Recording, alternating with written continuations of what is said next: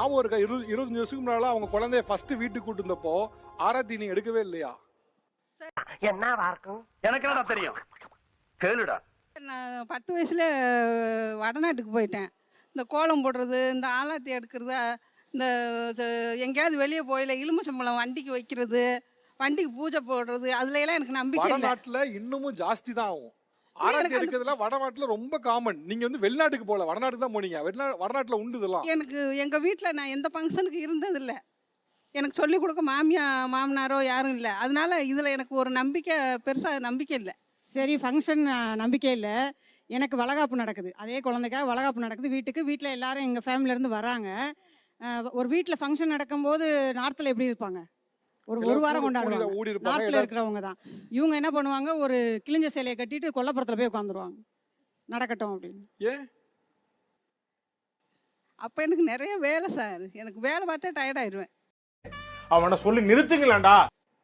இல்லம்மா, ஃபங்க்ஷன் நடக்குது, நாளைக்கு நீங்க நல்ல ட்ரெஸ் உடுத்தி இல்லைன்னா அவங்க என்ன அவ நினைப்பாங்க? சொல்றது எனக்கு இப்போ ஞாபகமே இல்லை. 27 வருஷத்துக்கு முன்னாடி குழந்தை சொல்றது பிறந்து எனக்கு எத்தனை வருஷம் ஞாபகமே ஆச்சு? இல்லை. 25 இயர்ஸ் ஆச்சு. ரெண்டாவது குழந்தை பிறந்து 21 வருஷம் ஆச்சு. அந்த குழந்தை பிறந்து 9 மாதம் மேலே வந்து பார்க்கவே இல்லை. நான் மாடியில் இருக்கேன், இவங்க கீழே இருக்காங்க. ஏன்? 9 மாதம் மேலே வந்து பார்க்கவே இல்லை. ஏன்னா ரெண்டாவது பொன் குழந்தை பிறந்துருச்சுன்னு சொல்லி மாமனாருக்கு பிடிக்கல, ஓ, அது ஒரு ரீசனு.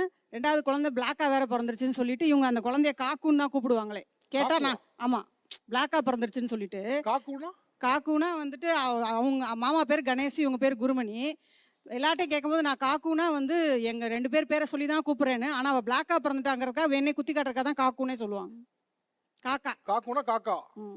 சார், பேரம் பேத்தியே கேலி பண்ணுறது வழக்கம். என்னென்ன சொல்றான் பாருங்க, கம்பி கட்டுற கதையெல்லாம் எடுத்து போடுறாங்க.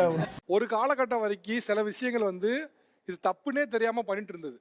ரொம்ப இயல்பா முன்னாடிலாம் வந்து ஒரு நிறம் சார்ந்து யாரையா ஒருத்தர் கூப்பிடறதுலாம் ரொம்ப இயல்பா இருந்தது. ஆனா இன்னைக்கு தேதிக்கு நம்ம நாகரிகம் அடைய ஒரு கட்டத்துக்கு மேல என்ன வந்துட்டோம்னா, ஒருத்தர் உடல் ரீதியா சொல்லக்கூடாது, ஒருத்தர் உடல் பருமனா இருந்தாங்கன்னா அதை வச்சு பேசக்கூடாது, கலரை வச்சு பேசக்கூடாது, உடல் உருவத்தை வச்சு பேசக்கூடாதுன்னு இடத்துக்கு நகர்ந்துட்டோம். இப்போவும் வந்து ஒரு சின்ன குழந்தைங்கப்ப அவங்களை கருப்பா பேசுறதுங்கிறது பெத்த தாய்க்கு வலிக்கும்ல.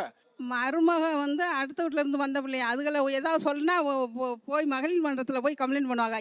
என் பேரம் பேத்திய பேசுறதுக்கு எனக்கு உரிமை இருக்குல்ல. ஆஹா, உரிமைலாம் கிடையாது. யார் சொன்னா? நீங்க சொல்வது இன்னொருத்தரை காயப்படுத்தக்கூடாதுமா. நீங்க காயப்படுத்துறது எவ்வளவு வலிக்கும் உங்களுக்கு? காயப்படுத்துறதுக்காக நான் சொல்லலை, சும்மா கிண்டலா தான் சொன்னேன். உங்க நோக்கம் அதுவா இருக்கலாமா? ஆனா இப்போ நாகரிகமா வளர்ந்த பின்னால நீங்க பேசுறது காயப்படுத்துனா நீ மாத்திக்கங்க. அரசியல்ல இதெல்லாம் சாதாரணமாப்பா.